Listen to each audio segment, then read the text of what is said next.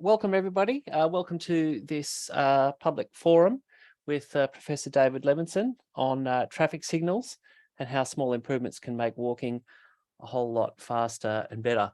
My name is Andrew Tudor, and I'm involved with Friends of Erskineville, well, all the organisations, I suppose. But firstly, I'd like to acknowledge the country, acknowledge that this meeting, well, at least here I'm on Gadigal land of the Eora Nation, and I pay my respects to elders past, present and emerging. And perhaps just reflect that for over 50,000 years, Aboriginal people have been walking gently on this land and without having to press buttons and wait to cross.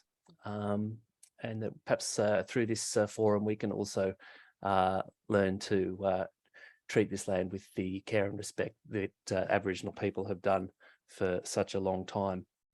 And I'd also like to welcome and acknowledge any Aboriginal people present here today or watching this stream.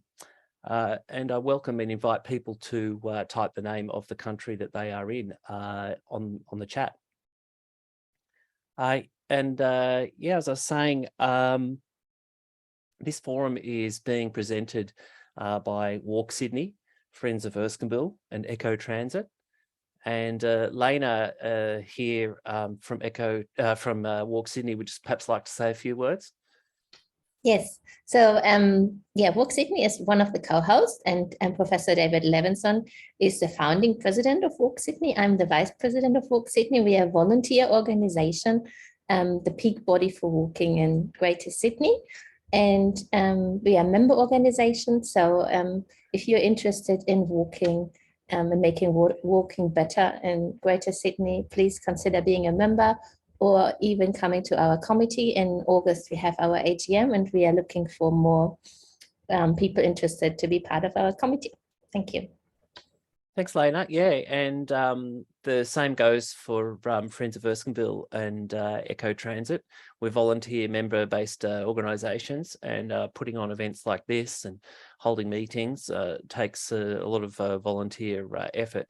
So it's wonderful if you can join those organisations or like and follow them on Facebook or YouTube, or just get on the mailing list at least, and then it makes it easier for us to get in touch with you for future events. I'll put the links in the chat a little bit later for those organisations. But before we go on to David, just a little bit of housekeeping. So just to notify everybody that this forum is being recorded and live streamed on Facebook, and the recording will be uploaded later on to YouTube. And the Facebook stream should be happening right now on WalkSydney Facebook. So if you'd like to share it from there right now and get it onto your stream or any other community pages that you might be involved in, that'd be great. It'd help get the word out. It's a bit of a rainy sort of Saturday morning. Maybe people are into watching something like this right now. If it pops up, they might get notified straight away and join us. Also, please keep your microphones on mute until after the presentation. I think David plans to speak for maybe 25 minutes, so there's plenty of time for question and answers afterwards, and we'll probably aim to finish up at about 11:45. So let me introduce David. So Professor David Levinson joined the University of Sydney from the University of Minnesota in 2017 as Foundation Professor in Transport Engineering. He conducts research on accessibility, transport economics, transport network evolution, and transport and land use interaction. He is the founding editor of the Journal of Transport and Land Use and of Findings.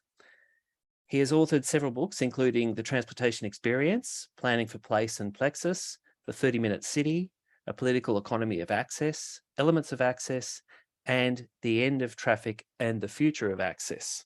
He blogs at transportist.org. Let's welcome Professor David Levinson. Thank you. I'm going to share my screen.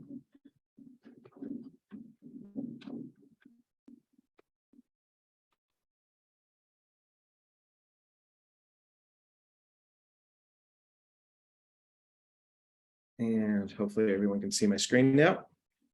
So I'm going to talk to you about some work that's part of which is summarized in 30-Minute City, one of the books that Andrew mentioned, which you can download for free from the University of Sydney Library or pay for if you want a paper copy. And we'll be talking about focusing on traffic signals, but I'm going to start first talking about access, and this is one of the reasons why getting traffic signals right is important. And access, ability to reach destinations, is why we have cities, right? We organize ourselves in proximity to each other so that we can reach things that we care about. These include things like jobs and shops and stores and amenities and health care and the outside world. And we often talk about this using isochrones as a measure. This is a map of Melbourne from 1923, and it shows how long it takes by railway or tramway to get to various places in the region.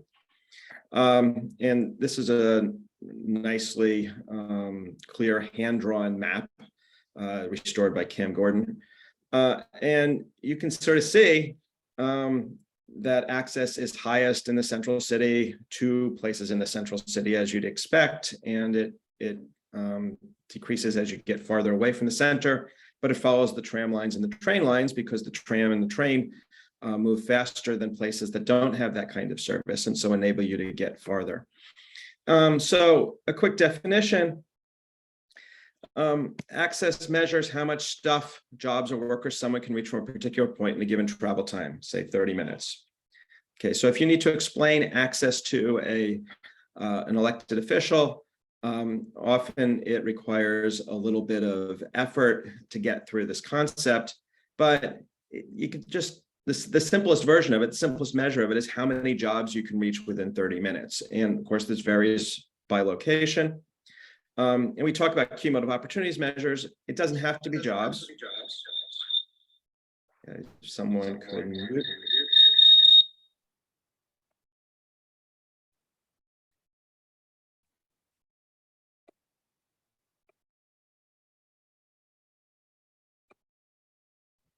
I unmuted somebody, David. I think it should be working. Okay. All right. So how many jobs, workers, people, stores, parks, schools, acres of land, airports, hospitals?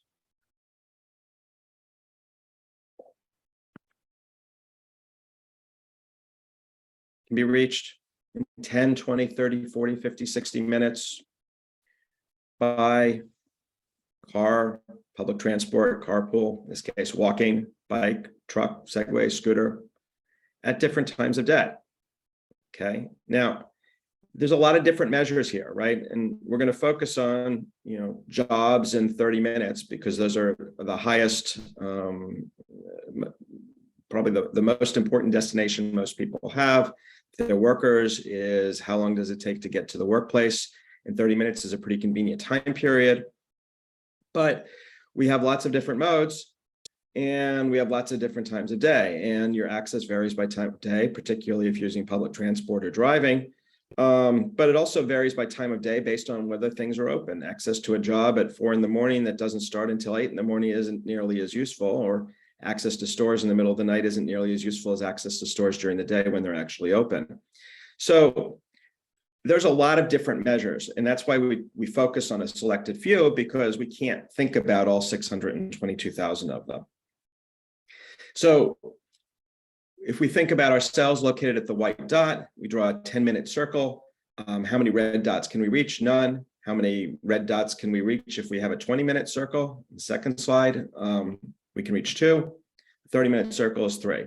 So a cumulative opportunities measure, it's not an index, it's an actual thing. It's a count of destinations. We can talk about our 30-minute access to 10,000 jobs, which just means we can reach 10,000 jobs within 30 minutes. Okay, now, obviously, there's multiple metrics and so on. So this map here shows 5, 10, and 15-minute access to train stations in the greater Sydney area. And one of the things that's you can see is that, obviously there's more access around the train lines. We can see where the train lines are. The center city has relatively good access. The edges of the region have relatively poor access. But this is access to the train stations themselves, not access to their ultimate destinations. So where do traffic signals come in? So traffic signals have been around for a while. They predate modern deployment of automobiles. First installed in 1868 in London, and they were manually operated semaphores. There were other types of controls previously on railroads. So, the idea of using signals to control traffic has been around since early rail, which would be earlier in the 19th century. First railroads in 1825. I don't know when the first railroad signals were offhand.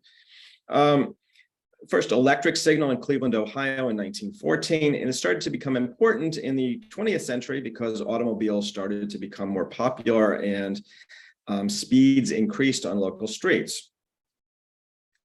The amber color, the yellow light, was introduced in 1917. And the progressive system, what we might think of as a green wave, of timing multiple traffic signals in a sequence along a street, came about in the early 1920s in New York. John Harris, deputy police commissioner, because traffic signals were controlled by police departments at the time, sequenced traffic lights on Fifth Avenue in 1920. And this, of course, made it easier to drive at the designated speed through the city. Now, these were pre-timed signals. The first actuated signal came about in 1926. Now, actuated means it depends on where traffic actually is at the time. In the first actuated signal, how does it know where a car is? It was horn actuated. So if you wanted to light to change, you'd honk your horn. Obviously, that was going to cause problems for neighbors. This can be done in a rural area, perhaps, but it's going to be more difficult to do in a city without lots of complaints. But we've had actuated signals now for nearly a century, and there's a lot of purposes to traffic signals. Yeah. And so, talking this, what I would teach my traffic engineering students, it provides an orderly assignation of right of way. So who gets to go next, and having it be dictated by a neutral party can often be better and more coordinated and lead to less delay and confusion than an uncontrolled intersection or even a sign controlled intersection where there might be ambiguity as to who got to a stop sign or a yield sign first. It's supposed to improve safety, but it's not a panacea, and it's not necessarily better than lots of other solutions. So advantages of orderly movement, reducing certain types of right angle crashes, increasing the capacity at intersections by reducing the amount of stop and start, allowing gaps for crossing so that vehicles that are on a minor street get a green light, or people who are want to cross the street might get a walk signal. It allows for coordination so that you can go through multiple signals without stopping if you're traveling at a given speed. And we can set that coordination speed to be higher or lower. So we can design a set of a green wave at 30 kilometers per hour if we wanted to, so that the optimal speed for hitting all the green lights would be 30 rather than 40 or 50. That's a policy choice. It gives drivers confidence about what they're doing. Whether we should be doing that's another question. And it could be cost effective compared to constructing an interchange. But it can also increase delay in certain conditions, particularly if it's overly regulated, if there's too much red time, and if it's when the traffic is low, other solutions would be better. Increases rear end collisions. When it's unwarranted or misapplied, people will tend to disrespect signals and can lead to safety problems downstream. And of course, it can create driver irritation, ultimately road rage, when lights are perceived to be improperly timed. So there's advantages and disadvantages of this from a traffic engineering perspective. And there's a few terms here that you'll hear in again, it's probably useful to understand this. So when we talk about an approach, it's all of the lanes through which a traffic enters an intersection. And so you might have an approach from the north or the south or the east or the west.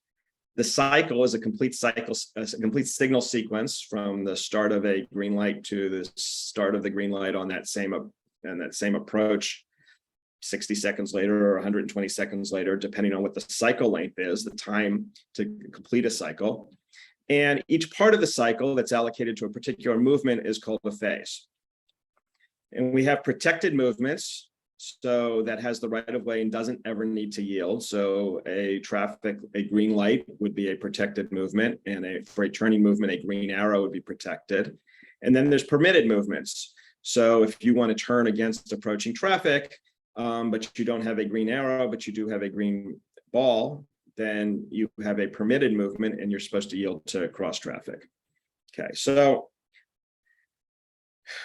we know what green time is, we know what red time is, we know what yellow time is. All red time is the amount of time when the light is red for all directions, and this is to allow vehicles to clear an intersection. And all red time has been creeping up over time because vehicles have been moving into intersections and not clearing. So it used to be considered a safety thing and be 1 second or 2 seconds. And sometimes now it's as long as 4 seconds, all of which eats into the amount of time available for the movement of vehicles in the other direction, of course. Now we have signals compared to stop signs or yield because we want to minimize lost time. Okay, so when the intersection isn't being used, so you have vehicles that are coming from the north or the south or the east or the west. If they're at a stop sign and they're taking turns, they have to stop, wait for the vehicles in the other direction, then accelerate to a start, and then the next vehicle stops. And this can be inefficient, and the intersection capacity is lower than it would be if we could move a platoon of vehicles simultaneously. So typically, there's a lost time when the light changes from red to green, as the first vehicle might take 2 or 3 seconds before it begins to accelerate through the intersection. And then the second vehicle will take a couple of seconds after that, and then a second or 2 after that, and so on.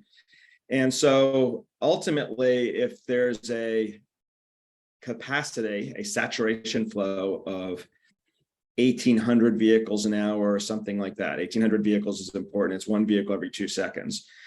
If there's a flow of 1,800 vehicles per hour, but you keep changing the cycle so that there's a lot of starting and stopping, we're not going to get the full saturation flow, which means that you're not going to utilize the intersection to its maximum capacity, which means that if you have a lot of traffic, the traffic will start to queue and the queues will get longer and longer, and this will lead to driver irritation and pollution and other types of problems at intersections for vehicles. So we have lost time. The amount of time that the intersection lights are green, effective green, and the amount of time that they're not used by a particular approach is the effective red, which might include the yellow time and the time that it's green on all of the other approaches. And then we have saturation flow, the maximum flow through the intersection, and then the approach capacity, the amount that can come through a particular approach. Okay, so this is just background information so that we sort of have a sense of what's going on at an intersection. We're thinking about intersections, they tend to be designed from the point of view of the traffic management center, which is from the point of view of drivers and trying to minimize vehicle delay. And they're minimizing vehicle delay in part because they're measuring vehicle delay. They don't know how many pedestrians are at the intersection. They only know if an actuator has been pressed. They don't know how many people are waiting at the intersection as pedestrians to cross. And often they don't even know that there's buses at the intersection. There's some places where they're tracking whether there's buses or not and providing bus prioritization. And they'll provide prioritization for emergency vehicles, but they don't know how many people are on the bus. And in most places, they're not actually prioritizing buses, so they don't know that there's a bus there. They only know that there's a vehicle there. So trying to minimize vehicle delay. And we talked about the 3 strategies of a pre-timed signal. This is sort of what we were doing back in the 1920s. A semi-actuated signal, meaning that there's detectors on side streets letting the controller at the intersection know that there's a vehicle there. so that the light should change from red to green when the actuator is actuated, and then a fully actuated signal where there's detectors on the main street and on the side street. Now, pre-timed signals are good for a lot of reasons. They use fixed cycle lengths. They're designed based on the historical traffic rather than real-time traffic, so they're not as smart as actuated signals. But in predictable locations where you're trying to coordinate multiple intersections, it helps a lot to have a pre-timed signal. So you'd use it in a central business district. They're easy to adjust in the field. They handle peak and off-peak conditions, but they can't respond to demand changes, and they can result in excessive delays if the timing is not consistent with the actual traffic level. So historically, this is what has been used. This is an example from Wikipedia of a traffic signal timing plan on Market Street in San Francisco. And you can see that there's a green wave, and the green wave before Market Street on the left-hand side of the diagram is 10.5 miles per hour. And on the right-hand side, it's about 14 miles an hour.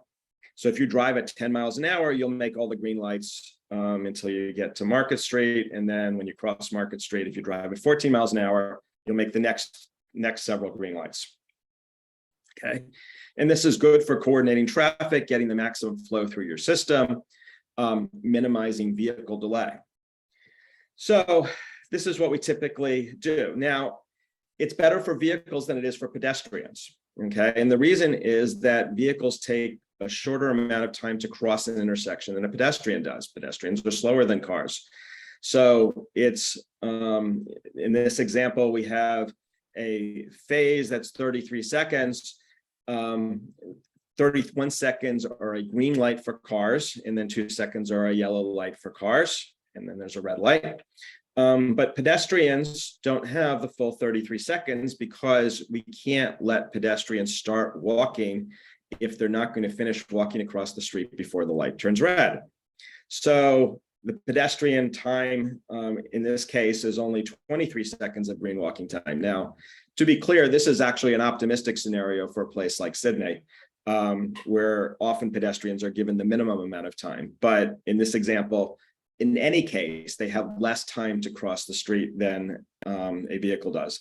In addition, just as a side note here, cars will often have a green arrow enabling them to essentially change streets on a green light, whereas a pedestrian will have to cross the intersection twice if they want to change directions.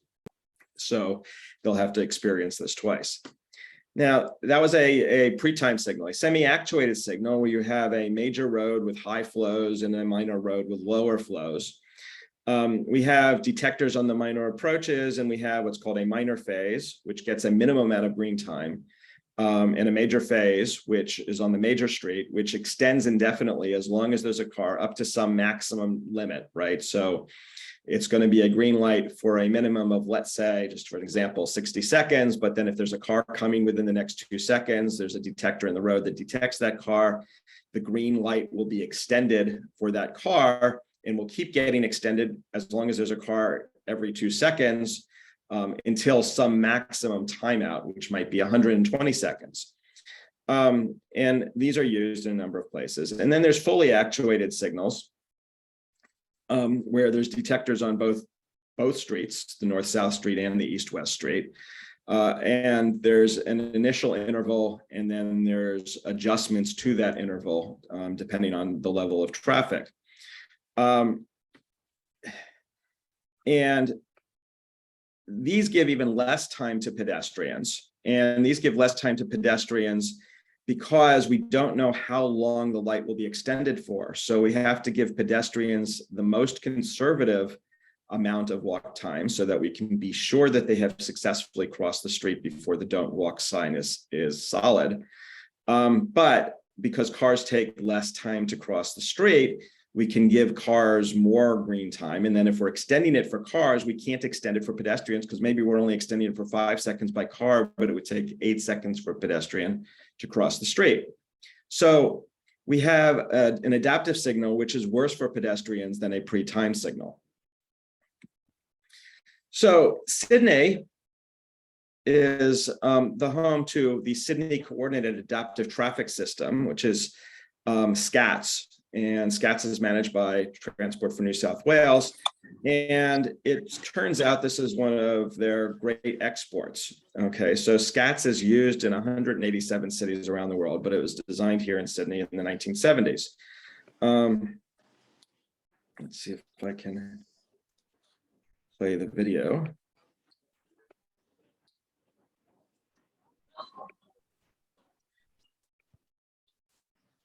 Stop sharing, share screen.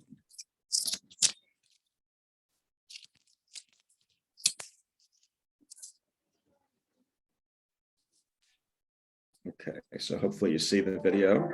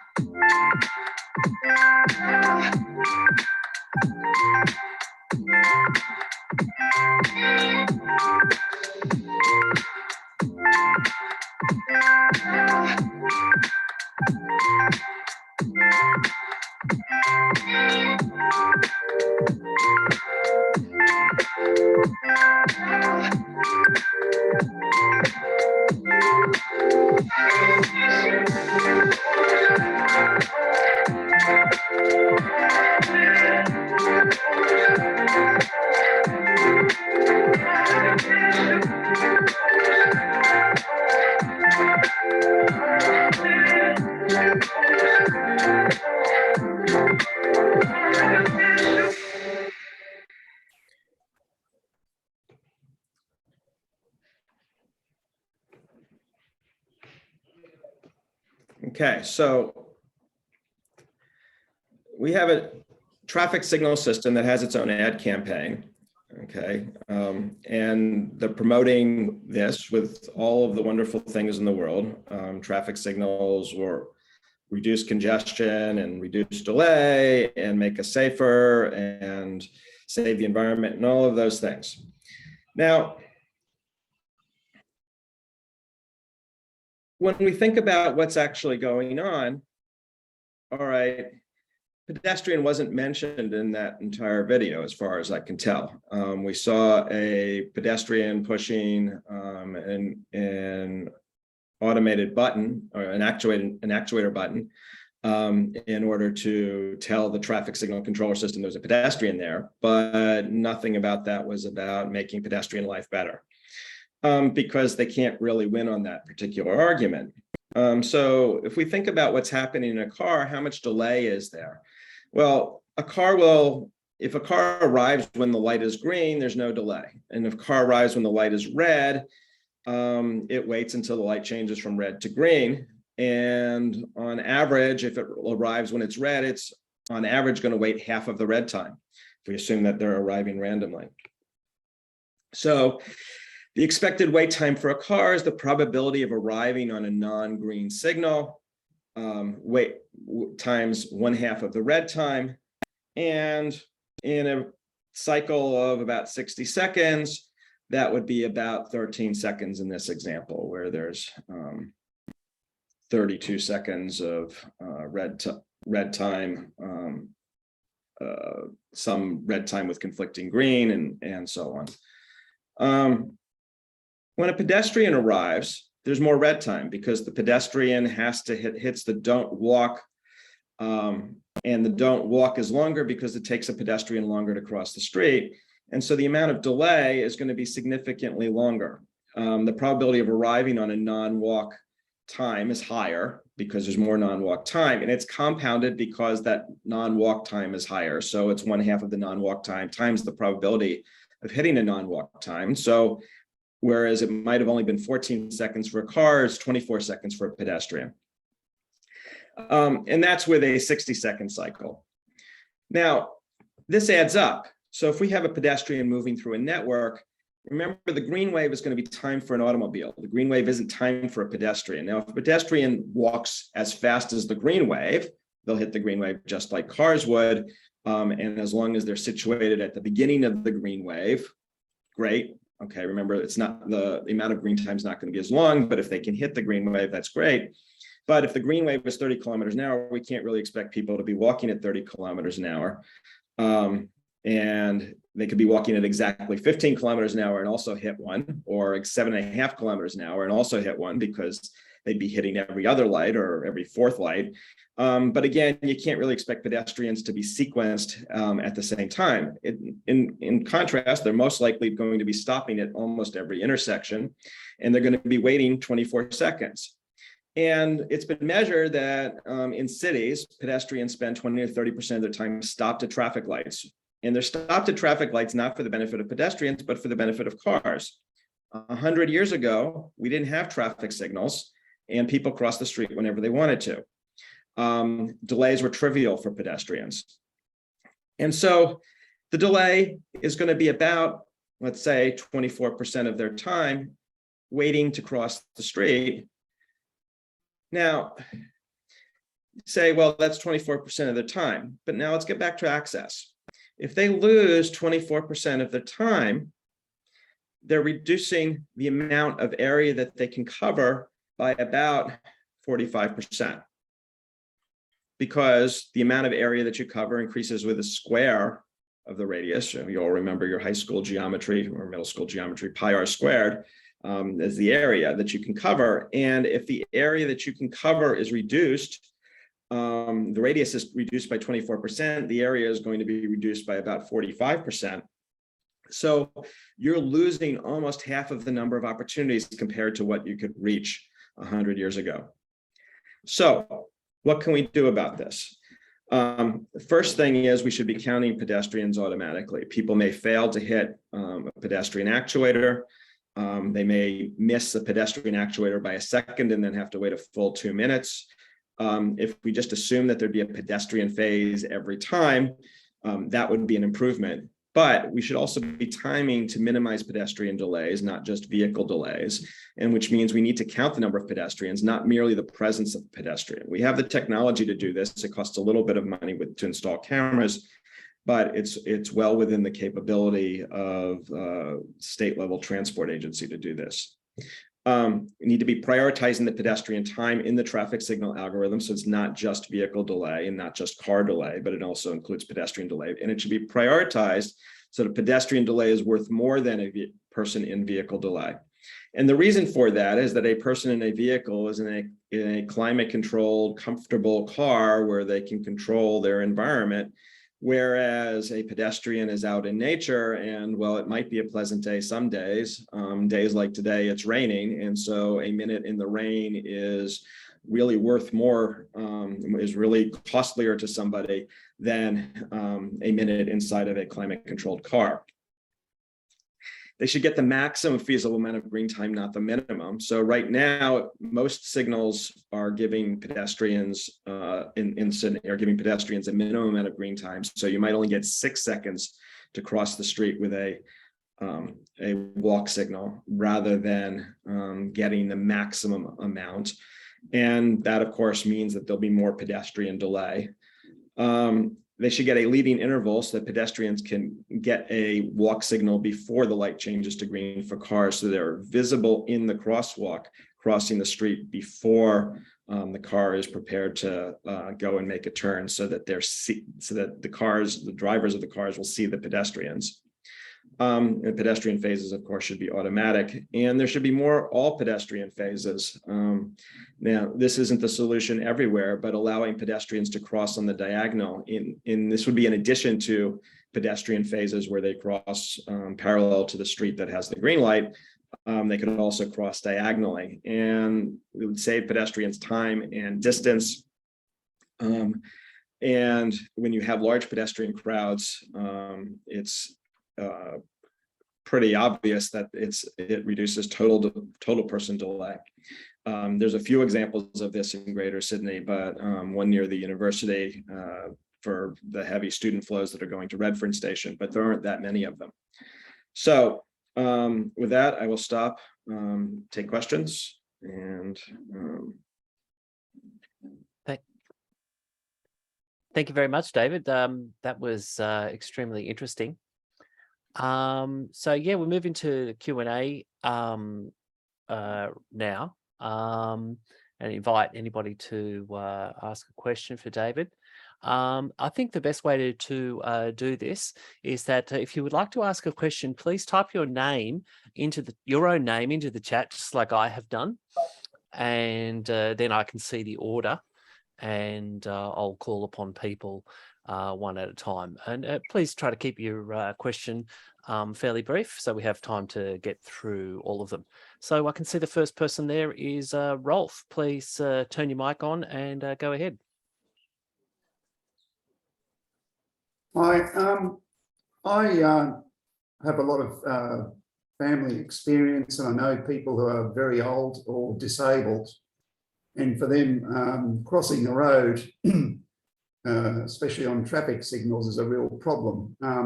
And I thought Australia had a Disability Discrimination Act that made such things illegal. Why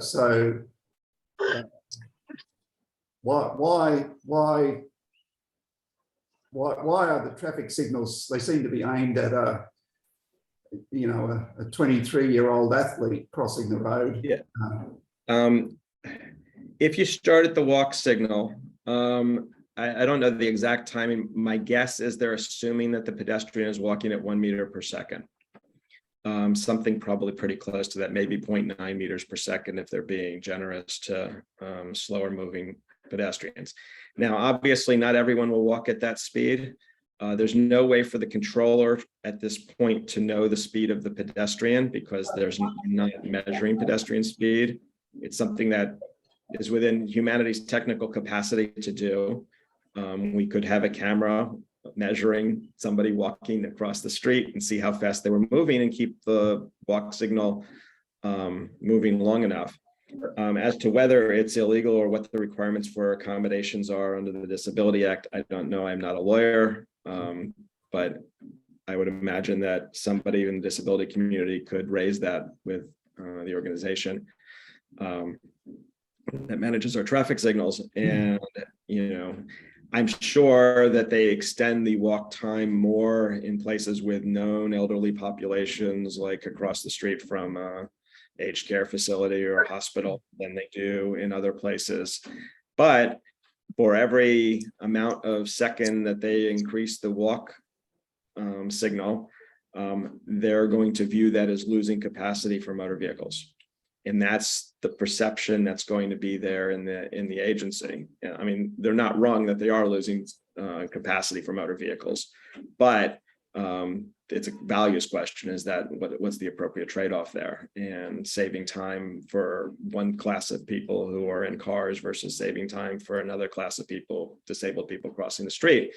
I think if we framed it that way, they'd have less argument than if they just are able to talk about delay for motorists in a vacuum.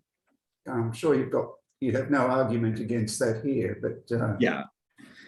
Yeah, and I mean, obviously, this is something it's a policy decision, and just be clear that they could change a lot of these settings literally overnight. So I mean, if you remember when 2 years ago when COVID first hit, they were able to automate all of the traffic signals in the CBD literally overnight. They made it so you didn't have to push the big buttons, the actuators anymore, and then they put signs over them and put plastic things over them. This is something that can be changed immediately if they wanted to. Thanks, David. Thanks, Rolf, for a good question. And next question from Daniel. Yeah. Hi, David and everyone. Thanks very much for the presentation. I know your original article on this was 2018. Have you seen any movement from within Transport for New South Wales on these kind of policy settings other than through temporary things with COVID? Because I guess movement and place is a theory that's very much in vogue, and I think that's definitely opens the door to some of these more accommodating settings, as you say. Yeah, I think the COVID shock was the biggest change. I think there have been small incremental changes. There's been several changes of management in the SCATS group. The current set of managers, I've actually talked to them. They seem much more progressive than previous, but you have to remember what their mission is, and their mission is not the same as our mission. And so this is, nobody wants there to be additional pedestrian delay. It's just the cost of the pedestrian delay comes at the cost, reducing pedestrian delay comes at the cost of increasing motor vehicle delay. I think that's fundamentally, until they get the political pressure that the pedestrian delay is a more important factor, then it's going to be an uphill battle. And it's the same fight. I mean, it's a different set of people within the organization, but it's the same kind of fight with speed limits and so on. It's a question of pedestrian safety or safety in general versus convenience. And until the politicians start saying that the safety is more important and the pedestrian delay is more important, they're going to be hearing from their managers, and their performance indicators are going to say reduce vehicle delay. Bill Holiday, do you want to unmute and ask your question? I think you're muted. Yeah, Bill has unmuted, but it's actually inaudible. Oh, well, you typed your view of countdown timers, so hopefully that's your question. Countdown timers are used in a number of cities and basically will tell you how much time you have left to cross the street. And they're great for pedestrians. Cars can also see the countdown timer, however, and when cars see the countdown timer, it's how much time do they have left before the light turns red. And this may have the perverse consequence of encouraging them to accelerate to make the red light, which may or may not be beneficial. It might increase throughput a little bit. So I think it really depends. If you can set a countdown timer so that only pedestrians can see it, it's probably great. And if you can get pedestrians to cross the street a little bit faster, disabilities aside, I think that people would know that, yes, it's safe to cross, or no, it's not. But you'll see younger people start to leave in the don't walk signal, in the don't walk time period. If they see that, oh, I've got 6 seconds left, I can make it, which will then perhaps encourage people who can't make it to also start walking. Because a lot of times people at intersections are crossing based on what other people are doing rather than based on their own sort of independent decision making. So I don't think there's major safety consequences one way or the other, but I think it's something you have to be a little bit careful about. That's very interesting. There's a comment just from Tristan. Traveling to Japan, I was very impressed with their pedestrian signalling. We need to do the same here in Sydney. I wholeheartedly agree. As someone who lived in Japan for a few years, the famous scramble at Shibuya Station, has just thousands of people walking, it seems, in every phase. Then there's another question from a different Daniel. Daniel, would you like to unmute and put your question? Or I can read it out. What can we do to prevent motor vehicles blocking pedestrian crossings at intersections? This is a huge issue in Melbourne, but nobody in state or local government seems to care. It's against the law as far as I know. And I think, there's, in the US, I don't know if they've done this here. There have been campaigns in cities called Don't Block the Box, trying to keep people from stopping in the middle of an intersection. So if you can't clear the intersection on the green light, then you shouldn't enter the intersection. And if you count the intersection as including the pedestrian crossing part of the intersection, then you would have police enforcement would be the logical strategy. How to make people care is, I guess that's the hard part of this. But, name and shame, taking photographs of the vehicles with the license plates, posting them on Facebook groups, and, at least trying to shame people who have blocked intersections or blocked pedestrian crossings. If it's a truck driver and they're have the brand of their goods on the, on their vehicle, you can perhaps get them to start enforcing rules on their own truckers. Yeah. And then there's Michael Frommer. Would you like to unmute? Yeah, hi. Can you hear me? My sound Yep. coming through? Yep. Okay, great. Look, thanks so much, David and everyone. It's been really interesting. Quick comment on the DDA, Disability Discrimination Act, which is the federal act. I've worked with the Australian Human Rights Commission, and I think what's an interesting idea, which is more just an FYI, I think it's worth following up, and I'll do so. The previous Disability Discrimination Commissioner, Graham Innes, who I'm sure a lot of you know about from New South Wales, he made the complaint to the Commission itself as a person with disability about the lack of audibility on New South Wales trains of the announcements. And that was the thing that finally got New South Wales trains to finally actually make audible announcements of people with disability. So I think someone high profile like him is worth reaching out to, and I might get in touch with him and follow up, because I think that issue of people with less mobility is a really good point, Rolf, that is continually overlooked, and the legal mechanisms may be able to force them to address that. The quick question, David, is just on the policy settings that have changed. You mentioned the red light. I don't know what the technical term is, where it goes red. Sorry, it goes green for pedestrians before it now goes green for the traffic on the parallel road. That's quite recent. Do you have any idea like how that got up? Because that's quite important. Is that a lot of a leading pedestrian interval? It's been used in a number of countries. I don't know what specifically prompted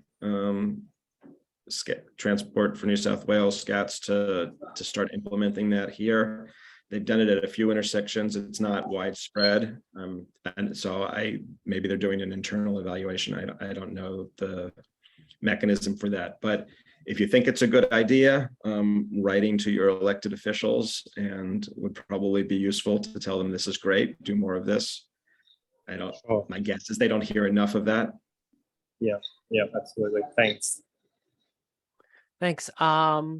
We're starting to get a bit over time what we planned, so please perhaps put your final questions there, or just to indicate so we can kind of start to wrap up. We've still got Pramesh, Michael, Rolf, maybe. So let's go with Pramesh. Please unmute. Hi, David. Thank you for the wonderful presentation. I have a somewhat of a hypothetical question. So for cities, city areas or road sections with very heavy pedestrian volumes, could, like retiming the signal process in a reverse way, could it be an option? So with the reverse signal retiming, you would give continuous green time on sidewalks or footpaths, and only when there are like 4 or 5 vehicles waiting in a queue in a particular approach, which would of course be recorded by some kind of videos or some other kind of sensors, then you would give the green to the cars. So do you think if this is something that could be targeted or be even feasible in some places in the future? I think there are definitely places where that could be done. I think what you would need to establish was that the pedestrian flows were much higher than the vehicle flows. And doing that would require pedestrian counts, which are done in selected locations, but aren't done systematically and aren't done continuously in most places.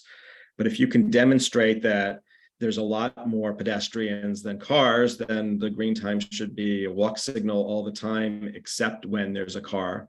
And then you can give a green signal for cars once you have a queue of cars, or once it's been every 120 seconds.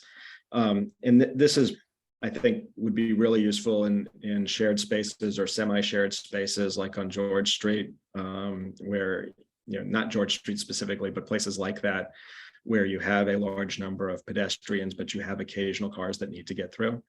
So I think that's something that we should be looking at. Michael, no microphone. TFNSW has recently converted signals here in Parramatta City Centre to automatically call pedestrian face on every cycle. This makes it seem much faster to walk through the city, but I'm thinking after seeing your pedestrian delay model that the time saved for walking is not as great as I thought it would be. Is this so? I haven't looked at Parramatta specifically. Is automatic pedestrian call enough? Automatic pedestrian call is a start, but I don't think it's enough. And it obviously reduces the amount of time compared to missing a cycle. But if you're still stopping at every intersection, and you're still waiting 15 seconds at every intersection, it's taking you minutes to walk. An extra kilometer will take you many extra minutes. So I think that's something to keep in mind. Now, a lot of time issues are perceived time versus measured time, right? So as engineers, we go and measure time, but we also need to be aware that how people perceive time differs from how we measure it, and people perceive long waits often as much more onerous than 2 minutes is more than twice as bad as 1 minute, in a sense. And so I think that's the kind of thing that we need to keep in mind when we're looking at doing traffic management and traffic control. Rolf? Yeah, this is a question or / comment about mid-block crossings, signalised crossings. Cities like Canberra and Perth, if you come up to a signalised crossing on a relatively low traffic road, you press the button, the signals change straight away. It seems to me like low-hanging fruit, and intuitively it seems as though it wouldn't have really any significant impact on traffic flow if something like that were implemented here in Sydney. Yeah, so having these kinds of pedestrian actuated mid-block crossings, they're used pretty widely in the UK. One issue is if drivers almost always see it as a green light, and then it changes to red, there's not necessarily an expectation that they're supposed to stop there. So you've created a risk that you need to make sure that is managed properly. But yeah, I think that's something that can be used and that can probably be designed appropriately. And with all of these design treatments, it depends very much on the context in which it's used and how people are prepared for it. And one of the things that we need to keep in mind is the more signs and controls that we put up, the more people are paying attention to the signs and controls and not the world around them. And people are looking at the traffic light rather than looking at the pedestrians on the street because their eyes are focused up rather than across. So we have to be very careful about all of that. So there's the whole shared space movement, which probably people here have some familiarity with, that says we shouldn't put up any signs and any controls, and vehicles and people should negotiate with each other about who gets to go.